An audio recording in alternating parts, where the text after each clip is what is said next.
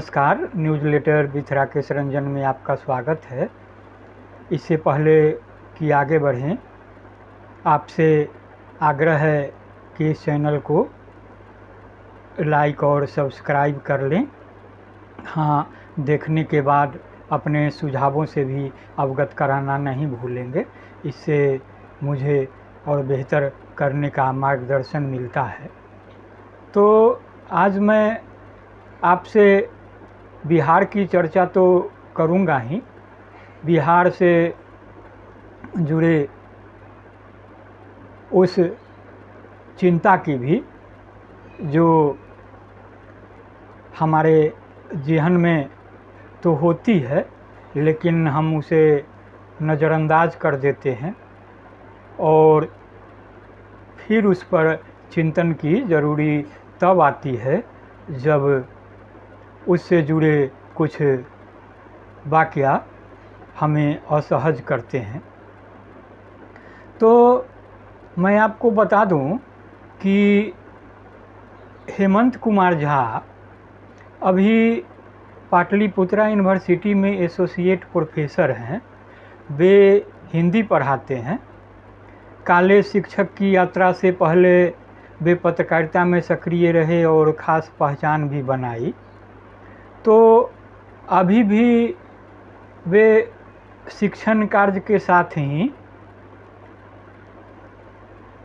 समीचीन विषयों पर लेखन करते हैं और अपने मन में उठते विचारों से, द्वंद्व से लोगों को वाबस्ता कराने की कोशिश करते हैं और उनकी कोशिश होती है कि लोग उनके विचारों में जो सकारात्मकता है, जो चिंता है, उसको संजीदगी से गौर करें और बेहतरी का कोई रास्ता निकले। तो अभी 1-2 दिन पूर्व ही हेमंत कुमार झा ने सोशल मीडिया के माध्यम से गानों को लेकर यह लिखा है और यह बताने की कोशिश की है कि किस तरीके से इसका सकारात्मक नकारात्मक चेहरा तो दिखता ही है, इसके परिणाम भी हमें उसी रूप में भुगतने पड़ते हैं। वे लिखते हैं कि 1.5 दशक पहले बिहार में एक गाना बहुत बजता था, मार देव गोली केहू न बोली, यानी हम तुम्हें गोली मार देंगे और कोई कुछ नहीं बोलेगा। बेहद तेज संगीत के बीच एक डायलॉग की शक्ल में यह पंक्ति बोली जाती थी और शादी विवाह या किसी अन्य आयोजन में खुद को रंगदार समझने वाले युवक अक्सर कट्टा हाथ में लिए इस गाने पर झूम झूम कर नाचते थे और हाथ उठाकर कट्टे को भी नचाते थे। और सच भी था, केहू इस पर कुछ नहीं बोलता था। मतलब केहू मतलब कोई भी। सार्वजनिक रूप से अवैध हथियार लहराने का अक्सर पुलिस भी ऐसी किसी घटना के प्रति अनभिज्ञता जताने हुए कुछ नहीं करती थी। उन दिनों वीडियो वायरल होने की संस्कृति विकसित नहीं हुई थी, क्योंकि ऐसे स्मार्टफोन नहीं थे जो उनकी बेहद पहुंच भी जो है वो सीमित थी। आजकल जब कट्टा लहराकर नाचने के वीडियो वायरल हो जाते हैं तो मजबूरन पुलिस को कुछ कानूनी खानापूर्ति भी करनी पड़ती है। तो वे लिखते हैं कि हमारे बिहार में ऐसे कट्टा लहराने वालों का बहुत सम्मान है। तो उस दौर में उस लोकप्रिय गाना के कई वर्जन सामने आए। इस का हर वर्जन सुपर हिट हुआ, मार देव गोली केहू न बोली। अभी पिछले सप्ताह बिहार के ही किसी ज़िले की खबर अखबार में दिखी थी। किसी शादी में नाच गाना के प्रोग्राम में दूल्हे का 20 वर्षीय छोटा भाई और उसका एक साथी अपने हाथों में पिस्तौल लिए डांसर के साथ नाच रहे थे। हाथ उठा उठा कर पिस्तौल लहरा कर वे दोनों जमाने को जैसे चुनौती दे रहे थे, केहू न बोली। उनमें से एक ने डांसर से किसी खास गाने की फरमाइश की, डांसर ने इनकार किया। फिर क्या था, पलक झपकते ही सैकड़ों की भीड़ के सामने धाएं धाएं, और डांसर तत्क्षण वही गिरकर मर गया। और उसके बाद हथियार लहराते दोनों साथी आराम से वहाँ निकल गए। तो हेमंत लिखते हैं कि उस घटना को पढ़ने के बाद मैं कई दिनों तक अखबारों और अन्य खबरों की टोह लेता रहा कि उन दोनों हत्याओं का क्या हुआ, हत्यारों का क्या हुआ, केहू कुछ बोला या नहीं, पुलिस ने क्या किया। ऐसे बहुतेरे सवाल जिसका जवाब ढूंढने का क्रम जारी रहा, लेकिन कोई खबर कहीं नज़र नहीं आई। अब जब सार्वजनिक रूप से कोई हत्या ही हो गई तो पुलिस तो ज़रूर आई होगी, क्या हुआ नहीं पता। तो अब आगे बढ़ते हैं कि हमारे बिहार की संस्कृति का गुणगान बहुत किया जाता है। यहाँ नालंदा विक्रमशिला विश्वविद्यालय थे, बुद्ध महावीर थे, गांधी जी यहीं से राष्ट्रपिता बनने की यात्रा पर निकले थे, आदि आदि। लेकिन यह सब इतिहास की बातें हैं। बीते दशकों में यहाँ कट्टा संस्कृति खूब फली फूली।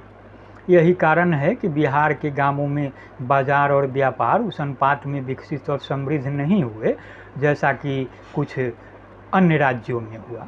यहाँ किसी ग्रामीण बाजार में आपका व्यवसाय थोड़ा फला फूला कि आप कट्टाधारियों की नज़र पर चढ़े।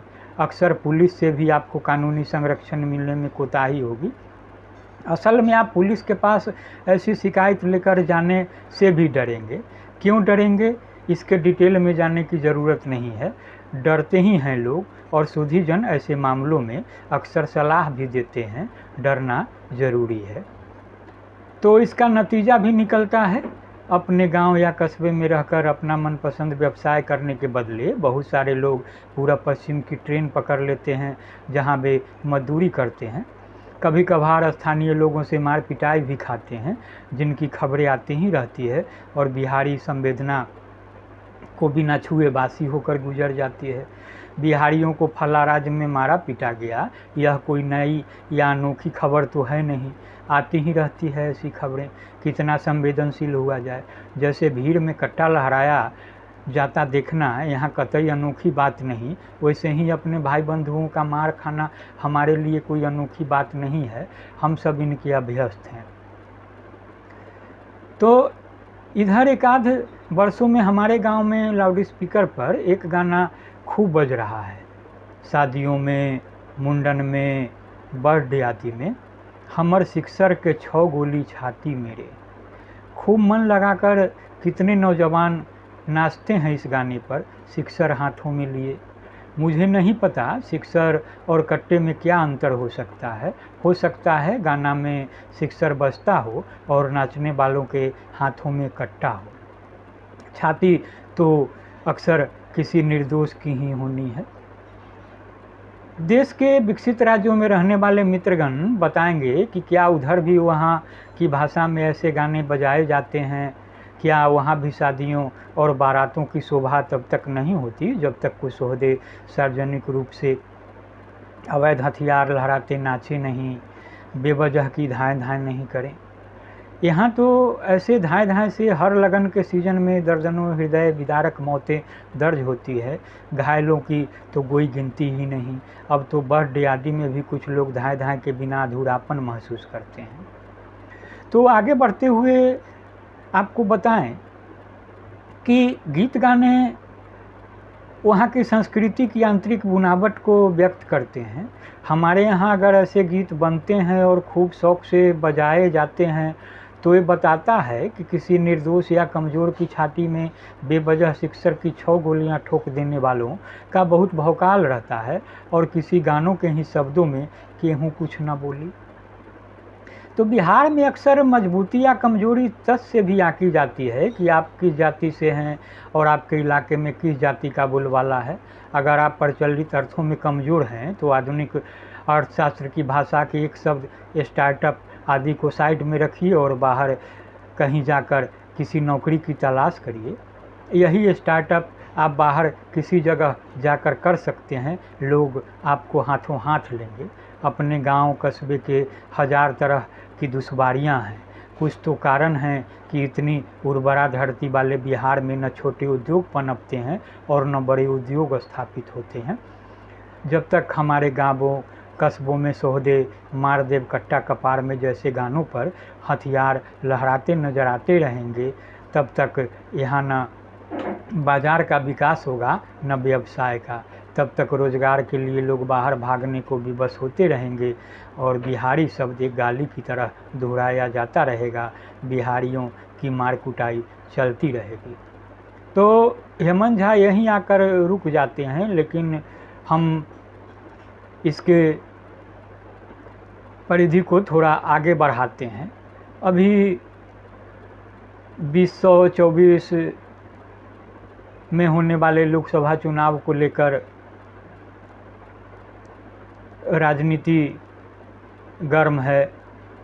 राजनीति अपने हिसाब से बाजी मारने के लिए तमाम उपाय अपना रही है, रणनीति पर काम हो रहे हैं। आरोप प्रत्यारोप तो अपनी जगह है, लेकिन जो मुद्दे उठाए जा रहे हैं उसमें कहीं न कहीं जाति की बात आती है। इस बात की भी चर्चा होती है कि बिहार और बिहारियों की जो स्थिति है वह मार कुटाई वाली बात जो बिहार से बाहर होती है, तो इसके लिए भी एक दूसरे को जिम्मेदार ठहराया जाता है। बात अपराध की भी होती है, अपराधियों को किसने बढ़ावा दिया, किस वजह से बढ़ावा मिला, इस पर भी बात होती है। और ये सारी बातें राजनीति और राजनेता के माध्यम से ही सामने आती है, लेकिन यह कहीं नहीं दिखता कि इसके लिए जिम्मेदारी तय कर और दोहराव को रोकने की चिंता भी कहीं हो। तो आप इसे संजीदगी से सुनेंगे, गुनेंगे और फिर अपने विचारों सुझावों से अवगत कराएंगे। हाँ, एक बात मैं स्पष्ट कर दूं कि मेरी कोशिश कहीं से किसी का मान मर्दन करना नहीं है। हमारी कोशिश आपको सचेत करना है, आपको इसमें जहाँ कहीं भी अच्छाई दिखे उस पर विचार करें, उसे ग्रहण कर लें और जिस बात से आप असहमत हों उसको नज़रअंदाज कर दें। तो आज के लिए बस इतना ही।